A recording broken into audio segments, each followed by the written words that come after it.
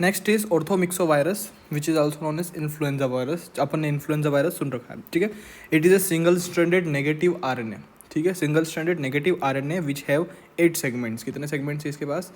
8 segments. ये अपन ने starting of microbiology के अंदर पढ़ा था दैट द ऑर्थोमिक्सोवायरस या इन्फ्लुएंजा वायरस हैव 8 सेगमेंट्स, ठीक है। और इसका रेप्लिकेशन जो होता है, it takes its replication inside nucleus. कहाँ पर? रेप्लिकेशन इन न्यूक्लियस, न्यूक्लियस के अंदर रेप्लिकेशन करता है ये, ठीक है। So it's about orthomyxovirus. Then haemagglutination. Haemagglutination क्या होता है? बेसिकली जो इन्फ्लुएंजा वायरस है आपका, हिमेग्लूटिनेशन क्या होता है? It binds to a sialic receptor. कहाँ पर बाइंड करता है ये जो इन्फ्लुएंजा वायरस है? It binds to sialic receptor. Sialic receptors जो होते हैं कहाँ पर होते हैं? सियलिक रिसेप्टर्स आरबीसी के ऊपर होते हैं, ठीक है। सियलिक रिसेप्टर्स ऑफ आरबीसी, ठीक है। सियलिक रिसेप्टर्स ऑन आरबीसी। आरबीसी के ऊपर जो सियलिक रिसेप्टर्स होते हैं उसके ऊपर इन्फ्लुएंजा वायरस बाइंड कर जाते हैं, जिससे कि क्या हो जाता है? Clumping of RBC this causes clumping of RBC, ठीक है। इसको हिमेग्लूटिनेशन बोलते हैं, ठीक है। So it is haemagglutinin. Next is neuraminidase. Neuraminidase it is जैसे कि इसमें सियलिक रिसेप्टर्स है, इसके अंदर सियलिडेज एंजाइम्स है, ठीक है। So it's sialidase enzyme that displace HA from RBCs, reverse haemagglutination. इसके अंदर क्या होता है? जैसे कि इसके अंदर हिमेग्लूटिनेशन हो रहा है, इसके अंदर क्या होता है? दैट इट सियलिड्स, जैसे कि ये सियलिक रिसेप्टर्स है, वैसे इसके पास सियलिक डेज एंजाइम्स है, ठीक है। सियलिडेज एंजाइम्स ये क्या करता है? इट विल, जैसे कि आरबीसी की जो क्लम्पिंग हो गई थी, ठीक है, तो अब ये क्या करता है? इसके पास जो एच ए, जो अपने पास एच ए है, that displace H A from the RBC. जो आपका हिमेग्लूटिनेशन है, ठीक है, उसको रिवर्स करेगा, डिस्प्लेस कर देगा, ठीक है, जिसको अपन बोलते हैं हिमेग्लूटिनेशन का रिवर्सिंग, ठीक है। So this will cause reversing haemagglutination, ठीक है, रिवर्सिंग हिमेग्लूटिनेशन, ठीक है। This facilitates viral exit from infected cell walls, ठीक है। मतलब बेसिकली समझो क्या हो रहा है, यहाँ पर बॉडी के अंदर आया है ये और यहाँ से चला गया, ठीक है। सिंपल सी इतनी सी बात है। यहाँ पर हिमेग्लूटिनेशन कर रहा है, यहाँ पर हिमेग्लूटिनेशन से उल्टा होकर ये वापस रिटर्न हो रहा है बॉडी से, ठीक है। सो इट इज़ जस्ट आ रहा है, जा रहा है, ठीक है। तो जैसे कि मान लो ये सेल है, तो अगर इसके अंदर घुसा तो ये कौन सा है? एच है, इसको अपन एच लिख लेता है, ठीक है। और अगर ये बाहर निकल रहा है तो ये क्या हो गया? एन, ठीक है। न्यूरामिनिडेज सेलिडेज एंजाइम का यूज़ करके ये बाहर निकलता है और अंदर घुसने के लिए ये it binds to sialic receptors, ठीक है। इसमें से इंपॉर्टेंट आपको सियलिक रिसेप्टर्स और sialidase enzyme for the influenza virus, बस complete. Next is types. Influenza A H1N1, ठीक है। This is specially for the pandemic flu strain. किसके लिए? It is pandemic flu strain. Next is influenza A H3N3, this is seasonal flu. This is pandemic, this is seasonal flu. Seasonal flu, ठीक है, seasonal flu strain. And next is H5N1, this is avian flu strain. Avian flu क्या होता है? Avian अपन ने सुना होगा, aviation किसको बोलते हैं? एरोप्लेन्स वगैरह को, ठीक है। तो एवियन फ्लू क्या होता है? इट इज़ बर्ड फ्लू, ठीक है। एवियन मतलब जो उड़ता है, हवा में उड़ता है, एवियंस, ठीक है। So it is birds flu. So influenza A में इतने सारे टाइप्स है, H1N1, H3N2, H5N1. So all are have different properties, ठीक है। इसमें से जैसे कि हिमेग्लूटिनेशन और न्यूरामिनिडेज जो है, it is basically body parts of the influenza, जिसको अपन H और N से डिनोट कर सकते हैं। तो H जो बॉडी पार्ट है उसका, वो अंदर जाने के लिए काम करता है, जो क्या करता है? सेलिसिलिक रिसेप्टर के ऊपर बाइंड करता है, जिससे कि हिमेग्लूटिनेशन होता है। हिमेग्लूटिनेशन बेसिकली क्या होता है? It is A clumping of RBC. और दूसरा N जो रिसेप्टर है या फिर न्यूरामिनिडेज जो है, वो क्या करता है? सेलिडेज एंजाइम के साथ में मिलकर, ठीक है, it binds to its sialidase enzyme, जो कि क्या करता है? जो आपका हिमेग्लूटिनेशन हुआ जो ये आरबीसी है उसको डिस्प्लेस कर देता है, जिससे कि ये बॉडी से बाहर निकल सके, ठीक है। So this is about influenza virus, ठीक है। अब दो चीज़ की एंटीजेनिसिटी है। First of all antigenic drift और दूसरा है एंटीजेनिक शिफ्ट। ये बेसिकली इन दोनों के बीच में डिफरेंस क्या है, ठीक है। देखो सिंपल सी बात है, इन्फ्लुएंजा वायरस दो टाइप के होते हैं। एक होता है जो कि एरिया वाइज फैलता है और एक होता है पूरे वर्ल्ड में एक साथ फैल सकता है, जिसको अपन पेंडेमिक बोलते हैं, ठीक है। तो एंटीजेनिक ड्रिफ्ट जो होता है, सबसे पहले लास्ट लाइन लिखो, इट कोज एपिडेमिक्स। एपिडेमिक्स मतलब ये पर्टिकुलर एक एरिया तक सीमित रहेगा, ठीक है। It is ranged to a particular area, लेकिन इट कोज पेंडेमिक और एपिडेमिक, ठीक है, दोनों ही कर सकता है ये। लिखी हुई थी, ठीक है, एपिडेमिक और पेंडेमिक, ठीक है। सो बेसिकली मेन डिफरेंस तो ये था। तो अगर मान लो कि अगर किसी पर्टिकुलर पेंडेमिक जैसे कोरोना वायरस था, तो पेंडेमिक क्या एक झटके से पूरे बॉडी में, पूरे वर्ल्ड में फैल गया, ठीक है, और जिसको संभलने का मौका ही नहीं मिला वो निकल गए, एलिमिनेट हो गए, ठीक है। तो इस टाइप से सडन चेंजेस आते हैं इसमें, तो ठीक है। तो जो आपके एंटीजेनिक शिफ्ट जो होता है वो क्या होता है, सडन चेंज करता है, सडन चेंज, ठीक है। और जब एरिया वाइज फैल रहा है वो क्या धीरे धीरे ग्रेजुअली फैलता है। अगर सडन चेंज होता है वो पूरा पेंडेमिक पूरा वर्ल्ड में फैलता, लेकिन धीरे धीरे फैल रहा है तो वो एक पर्टिकुलर एरिया तक सीमित रहता है। So this become gradual change, gradual change, ठीक है। सो बेसिकली ड्रिफ्ट और शिफ्ट में डिफरेंस आना चाहिए। नेक्स्ट इज ड्रिफ्ट जो होता है, there is A minor change in antigenicity, मतलब एंटीजन जो होता है धीरे धीरे चेंज होते हैं। मतलब अगर मान लो जैसे कोरोना के वायरस के कैसे फटाफट फटाफट वेरिएंट्स आ रहे थे, क्यों, क्योंकि पेंडेमिक था और उसके अलग अलग रिएक्शंस हो रहे थे, क्योंकि इतने सारे लोगों को हार्म हो रहा है, इतने सारे लोगों के साथ इंटरेक्शन हो रहा है, तो sir there is N more chances of, क्या होता है, मोर चांसेस ऑफ एंटीजेनिसिटी। तो यहाँ पर क्या होता है, मेजर चांस, मेजर चेंजेस, मतलब धीरे धीरे जो है वो चेंज होता रहता है, ऑर्गेनिज्म अपने आप में डेवलप होता रहता है for to survive in humanities, ठीक है। और यहाँ पर कैसा होता है, माइनर चेंज, यहाँ पर लोग ही नहीं इसके पास में, सिर्फ एक पर्टिकुलर एरिया के वाइज फैल रहा है, तो वहाँ पर जो लोग जितना इंटरेक्शन हो रहे हैं उतने ज़्यादा इंटरेस्ट, तो यहाँ पर एंटीजेनिसिटी जो है वो धीरे धीरे होती है। लिख दो एंटीजेनिसिटी, सेम टू सेम यहाँ पर भी, ठीक है। नेक्स्ट इज, अब देखो अगर ड्रिफ्ट में कोई चेंजेस आ रहे हैं, it is happens due to mutations, ठीक है, हैपन्स ड्यू टू म्यूटेशन, ठीक है, म्यूटेशन जो होता है उससे। और ये जो होता है it is due to genetic reassortment, genetic reassortment, ठीक है, मतलब complete change in structure. Genetic reassortment मतलब कंप्लीट चेंज, मतलब एक अलग ही वेरिएंट आ गया इसका, ठीक है, इसको जेनेटिक रीअसॉर्टमेंट बोलते हैं। और म्यूटेशन के अंदर जो नॉर्मल म्यूटेशन होता है कोई पर्टिकुलर ऑर्गेनिज्म के अंदर वो, ठीक है। So it is basically drift और शिफ्ट। ये जो है एंटीजेनिसिटी ड्रिफ्ट जो है, it is seen in A B N C, ठीक है, ए बी एन सी। और लेकिन जो ए है, देखो अपन ने पढ़ा था पेंडेमिक फ्लू जो है ए में ही है, so it is seen only in A, scene in A, so it is important. और ये जो बेसिक जो ड्रिफ्ट और शिफ्ट के अंदर डिफरेंस है वो नॉर्मली आनी चाहिए एंटीजेनिक ड्रिफ्ट और एंटीजेनिक शिफ्ट के बारे में, ठीक है। Next is clinical feature. Most common clinical feature अपन ने कब से क्या पढ़ रहे हैं अपन, इन्फ्लुएंजा, उसके अंदर अपन ने एक ही चीज़ पढ़ी, फ्लू फ्लू फ्लू। तो इसका जो मोस्ट कॉमन क्लिनिकल फीचर है वो क्या है, फ्लू, ठीक है, flu is the most common, ठीक है। और साथ ही साथ urinary tract infection, URTI, urinary tract infections, ठीक है। Some then most common complication, it will cause bacterial pneumonia, it will cause bacterial pneumonia. और साथ ही साथ ये रेस सिंड्रोम भी करती है, रेस सिंड्रोम। एंड डायग्नोसिस के लिए we have antibody detection, antibody detection, antibody detection by neutralizing test, ठीक है, बाय न्यूट्रलाइजिंग टेस्ट। और मोस्ट सेंसिटिव डायग्नोस्टिक टेस्ट है RT-PCR। Why RT-PCR? Because it is a single stranded RNA virus, ठीक है, अपन ने पढ़ा था, it is a single stranded negative RNA virus, so there is an RT-PCR, ठीक है। So it is highly specific, ठीक है। So this is about the influenza या orthomyxo virus. Next is paramyxo virus, ठीक है, paramyxo virus. Paramyxo virus is an important, so इसको अपन IMP लिख लो, important for the question, MCQ wise बहुत इंपॉर्टेंट है।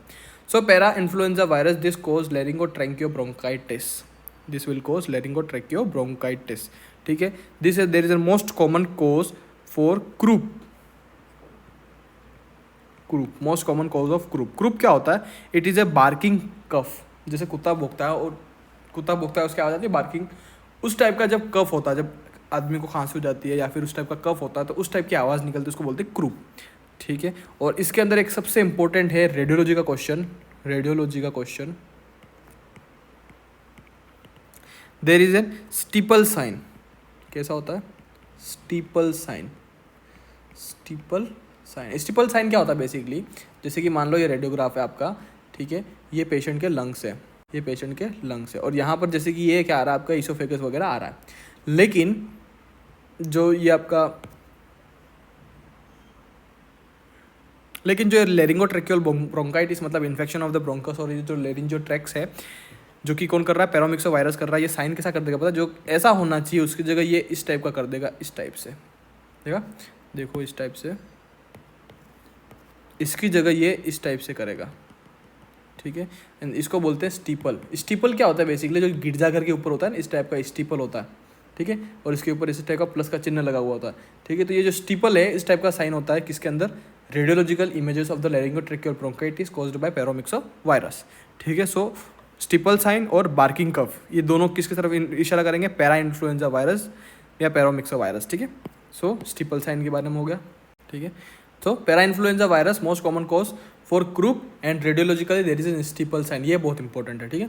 सो रेडियोलॉजिकल साइन इधर भी इंपॉर्टेंट है, माइक्रो में भी इंपॉर्टेंट है और रेडियोलॉजी में भी इंपॉर्टेंट है। और क्रूप साइन जो है it is specially for the laryngotracheal bronchitis important for medicine.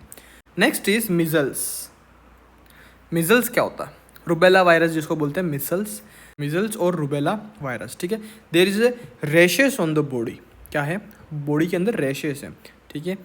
So rubella virus causes rashes on body के ऊपर क्या कर रही है, रैशेस कर रहे हैं, मतलब मोस्ट कॉमनली डर्मेटोलॉजिकली बीमारियाँ हैं, ठीक है। There is an incubation periods of 10 days, rubella का 10 डेज का होता है। और रैश जो होता है बॉडी के अंदर पर्टिकुलरली 4th डे के दिन दिखता है अपन को, 4th डे के दिन अपन को रैश अपीयर दिखेगा। So this is patients are infectious from 4th day before the 5th day after the rash, ठीक है। तो पेशेंट के अंदर 4th डे क्या दिखेगा अपन को, रैश दिखेगा। तो बेसिकली 10 दिन का इंक्यूबेशन पीरियड है, मतलब 4 दिन विदाउट रैश रहेंगे और 5 डेज से रैश रहेंगे, ठीक है। 5th डे से मतलब 4th से आगे की जो दिन है, देखो नॉर्मली समझो ये 1st डे है जब इन्फेक्शन हुआ, ठीक है। ये 4th डे है जहाँ पर रैश अपीयर हुआ, और ये कौन सा दिन है, 10वां दिन है, ठीक है, जहाँ पर बॉडी से ये निकल सकता है। इंक्यूबेशन पीरियड इसका 10 दिन का है, ठीक है। तो अगर मान लो जो स्टार्टिंग के 4 डेज हैं इसमें क्या होगा, विदाउट रैश रहेगा, मतलब बॉडी के ऊपर कोई रैश नहीं दिखेगा, विदाउट रैश। और ये जो बाकी के 4 से 10 दिन है इसमें क्या हो जाएगा, रैश इज प्रेजेंट, ठीक है, rash is present. So this is about, ये एक नॉर्मल मीजल्स रुबेला की स्टोरी है, ठीक है। Next is clinical manifestation. Clinical manifestation shows prodromal phase. Prodromal phase क्या होता है, there is an 3C with fever, fever के साथ में 3C दिखता है अपन को। 3C क्या होता है, 3C सबसे पहला था अपन ने पढ़ा, इसमें कफ होता है, सॉरी एक तो रैशेस होगा, then it will cause fever, then it will cause cough, it will cause कंजुक्टिवाइटिस,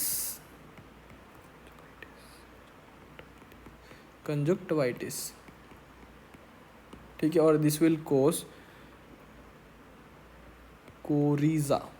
coryza मतलब होता है रनिंग नोज, ठीक है, coryza means running nose. So this is prodromal phase in which we can see fever, cough, conjunctivitis and coryza learn by 3C, ठीक है। Next is एक particular spots दिखते हैं जो कि बक्कल म्यूकोसा के ऊपर दिखते हैं, पर्टिकुलरली ऑन बक्कल म्यूकोसा। तो वो स्पॉट्स का नाम है Koplik spots. This Koplik spots are seen on the buccal mucosa, ठीक है। और ये पर्टिकुलरली 12th डे के दिन दिखेंगे, 12th डे के दिन, ठीक है, 12वें दिन दिखते हैं ये। रैश जो होता है इट अपीयर्स बिहाइंड, इसके मेनली रैश कहाँ पे होते हैं, दिस अपीयर्स फर्स्ट, सबसे पहले अपन पेशेंट की जब हिस्ट्री लेंगे तब अपन पूछेंगे कि जो आपके बॉडी के ऊपर ये सारे हो गए हैं, छोटे बच्चे के अगर मान लो चिल्ड्रंस होते हैं तो उसके मम्मी पापा पूछते हैं कि ये स्टार्ट कहाँ से हुए हैं, क्योंकि अपन को क्या एक डायग्नोस्टिक क्राइटेरिया बनाना है। सो स्टार्ट कहाँ से हुए, this will give an answer because first rashes behind the ears, सबसे पहले ये ईयर्स के पीछे से शुरू होंगे, ईयर्स से ये फेस के ऊपर आएंगे, फेस से ये ट्रंक पे जाएंगे, ठीक है, ट्रंक पर, ठीक है, ट्रंक आर्म्स पर पूरी बॉडी पर फैला जाएंगे, ठीक है। So this is about rashes. देखो ये रैशेस, इस टाइप के रैशेस होते हैं पूरे रुबेला में, पूरी बॉडी के अंदर, पर स्टार्ट कहाँ से होते हैं, ये ईयर्स से, बिहाइंड द ईयर्स, इधर से फेस, फेस से ये आर्म्स और ट्रंक पर, ठीक है, पूरी बॉडी में फैल जाते हैं। So this is about measles या रुबेला वायरस, ठीक है। So this image is important for the image based question. Next is complication of the rubella.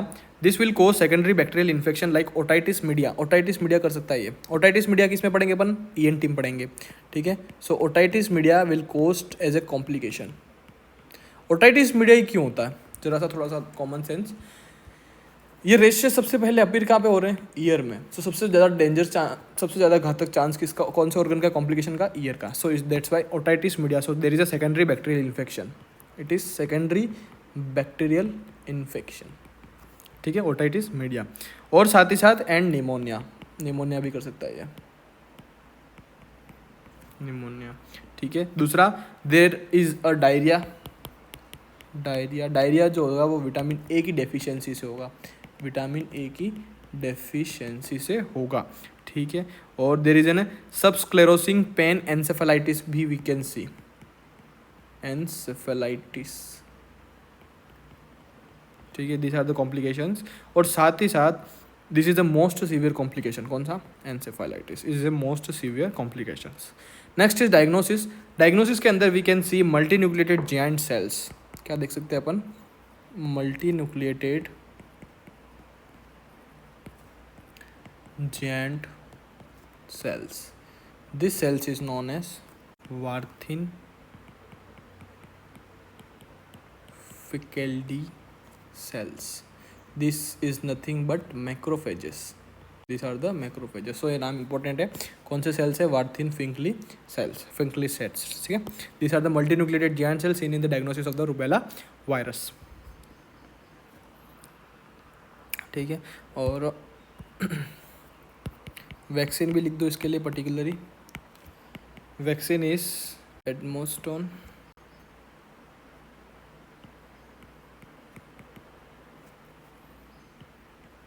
जाकर, ठीक है, इस वैक्सीन. और ये है image based question for the rubella, image based question of the rubella, ठीक है. अब यहाँ पर एक कन्फ्यूजन क्वेश्चन ये आता है कि ये रूबेला है, चलो ये तो भी अपन पढ़ रहे हैं इसलिए पता है, लेकिन एग्जाम में इससे रिलेटेड एक और इमेज है जो कि same to same image show करता है, that chicken pox also show similar image. तो डिफरेंस कैसे कर देंगे, चिकन पॉक्स के जो दाने होते हैं वो सब अलग अलग होते हैं. जैसे कि कोई ऐसा होगा, कोई ऐसा होगा, कोई ऐसा होगा, कोई ऐसा होगा, मतलब थोड़ा सा बड़ा होगा, ठीक है, साइज इज़ डिफरेंट. लेकिन यहाँ पर क्या होता है, that the sports are same. देखो जितने भी स्पोर्ट्स दिख रहे हैं आपको कैसे हो रहे हैं, सेम टू सेम दिख रहे हैं, ठीक है. So that's why this is difference from chicken pox. We can easily understand that this is rubella और chicken pox. Next about mumps के बारे में स्पेशल एक बात याद रखो, it is an inflammation after inflammation. Inflammation after inflammation मतलब सूजन के बाद फिर सूजन आना, ये एक इसकी स्पेशल बात है. और ये बहुत ज़्यादा मम्स जो है ये अलग अलग टाइप के इन्फ्लामेशन. आपने किसी भी मम्स के पेशेंट को देखा होगा that there is a swelling, always there is a swelling और इन्फ्लामेशन, ठीक है. So that's why this will cause inflammation after inflammation. We can see many type of infections like लिखते जाओ, पेरोटाइटिस,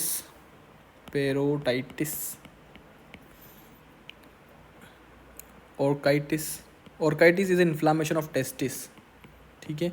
इन्फ्लामेशन या इन्फेक्शन दोनों, इन्फ्लामेशन पहले infection होगा जिससे कि इन्फ्लामेशन हो जाएगा, ठीक है. Then orchitis same to same ovaries. So ovaries को क्या बोलते हैं, ओफोराइटिस,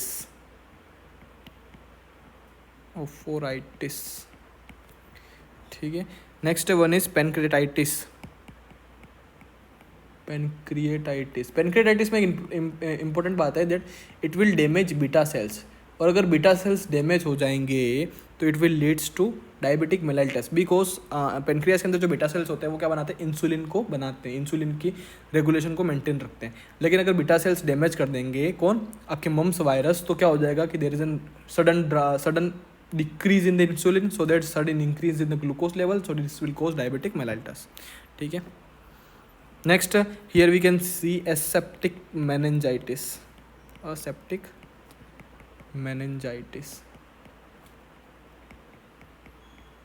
ठीक है, aseptic meningitis. और बस ये सारे इसमें आ गए. और वैक्सीन जो है वो है जेरिल लिन स्ट्रेन, ठीक है, जेरेलिन स्ट्रेन। इसके अंदर भी एडमोस्टोन जैग्रेप स्ट्रेन, ठीक है। So this is about the mumps virus. Next is rubella. ये रूबेला जो है इसको बोलते हैं जर्मन मीजल्स, ठीक है। नॉर्मल मीजल्स नहीं है ये, कौन से हैं, जर्मन मीशल्स, रूबेला वायरस, ठीक है। The family in which they will come is a Togaviridae, Togaviridae, Togaviridae, ठीक है। Infectious period is first week before to first week after the onset of rash, मतलब एक week rash से पहले और एक week after rash, ठीक है। तो मान लो ये रैश है तो यहाँ से 1 वीक और यहाँ से 1 वीक, मतलब टोटल कितने हो गए, 14 डे, 2 वीक्स, ठीक है, नॉर्मल है। देन क्लिनिकल मैनिफेस्टेशन, रैशेज जो होंगे वो कैसे होंगे, rashes on the first day on the face, first day on face, ठीक है, एंड लास्ट फॉर 3 डेज, कितने दिन तक, 3 डेज तक फेस पर, ठीक है। Then there is an lymphadenopathy and there is a lymphadenopathy and एक स्पोर्ट्स का नाम है जिसका नाम है फोर्चाइमर स्पोर्ट, ठीक है। So rashes is the first day on faces till 3 days, lymphadenopathy and Forchheimer spots. Then congenital rubella syndrome, congenital rubella syndrome, congenital rubella syndrome क्या होता है, there is an salt and pepper retinopathy, cataract, sensorineural hearing loss, sensory hearing loss और patent ductus arteriosus, ठीक है। सबसे पहले क्या दिख रहा है, रेटिनोपैथी, ठीक है। देयर इज इन कैटरैक्ट, इसका मतलब पेशेंट ब्लाइंड रहता है, समझ लो आप, ब्लाइंड हो जाता है इससे बच्चा। दूसरा SHL, sensory hearing loss,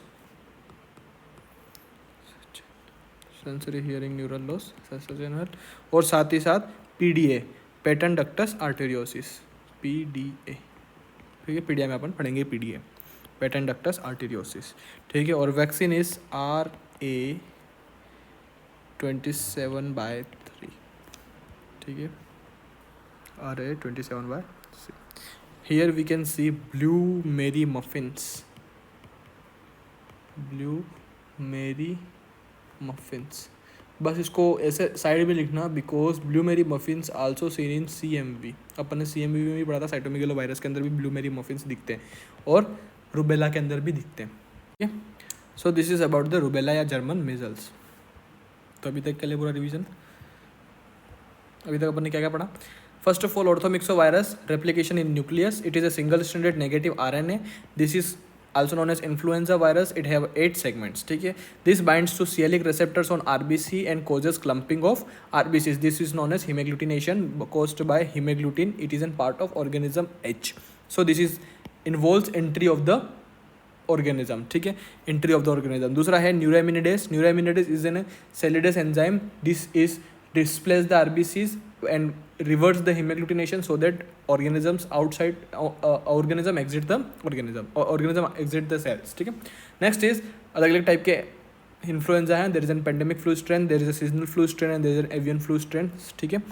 then antigenic drift and shift, antigenic drift जो होता है वो सीन इन ABC, मतलब एपिडेमिक, और शिफ्ट जो होता है सीन इन A, ठीक है। This is happens due to mutation, this is genetic reassortment. Minor changes in antigenicity और इधर मेजर चेंजेस, ठीक है। यहाँ पर ग्रेजुअल धीरे धीरे चेंज होता है, यहाँ पर सडन चेंज एक झटके में चेंज हो जाता है, ठीक है। This causes epidemic, this causes pandemic and epidemics, ठीक है। Clinical feature, most common clinical feature there is flu, urinary tract infections, most common complications bacterial pneumonia और रेस सिंड्रोम, ठीक है। Detection, we can detect antibodies detection by neutralizing test, and test is known as most sensitive test for the influenza is RT-PCR। Then paramyxo या para influenza virus, para influenza virus के अंदर सबसे 2 important चीज़ें, that there is an steeple sign in the radiograph image of the laryngotracheal bronchus and this will close laryngotracheal bronchitis, most common cause croup is barking cough, ठीक है। Next is measles या rubella, rubella virus जो है there is an rash on the body on the 4th day, तो before 4th day there is no rash, but after 4th day there is an incubation period for the 10th day and patients have 4th day without rashes and after that there is in presence of rash, ठीक है. Rash start from ears. ठीक है. So clinical manifestation prodromal phase we can see fever with 3C, cough, conjunctivitis and coryza. Coryza is an running nose. ठीक है. Then there is an Koplik spots on seen in the buccal mucosa on the 12th day. Then rashes first behind ears, then face, then trunk, then arms. ठीक है. Then complication we can see otitis media because the rash is first started from ears, so there is a secondary bacterial infection known as otitis media. Otitis media is basically caused in ears. ठीक है. Next is pneumonia, diarrhoea, vitamin A deficiency के कारण diarrhoea हो जाएगा, और encephalitis which is a most severe complication. ठीक है. Next we can diagnose a multi giant cells which is known as Warthin-Fenkle cells, which is normally a macrophages, and vaccine is Admostone Zagreb strain. ठीक है. This is image based question important for the mumps. Sorry, it is image based question of the rubella. ठीक है. Next is mumps virus. Mumps is inflammation after inflammation. There is an parotitis. Mumps virus, there is an inflammation after inflammation. There is a parotitis. Orchitis is a infections या inflammation of the testes. Oophoritis, ovaries, pancreatitis, aseptic meningitis. Pancreatitis के अंदर ये so mumps virus it is an inflammation after inflammation. This will cause parotitis, orchitis, oophoritis, pancreatitis and aseptic meningitis. ठीक है. Orchitis मतलब testis हो गए. ठीक है. और ओफ्राइटिस मतलब ओवरी. ठीक है. पेनक्राइटिस के अंदर ये it damages to beta cells. This will leads to diabetic mellitus. ठीक है. And vaccine is Jeryl Lynn strain.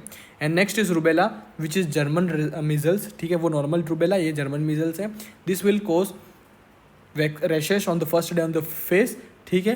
The rubella German measles family Togaviridae. ठीक है. Infectious period is first week rashes, 1 week without rashes and 1 week with rashes. ठीक है. Rashes is first day on the face, then 3 दिन तक rashes जो होंगे वो फेस पर रहेंगे.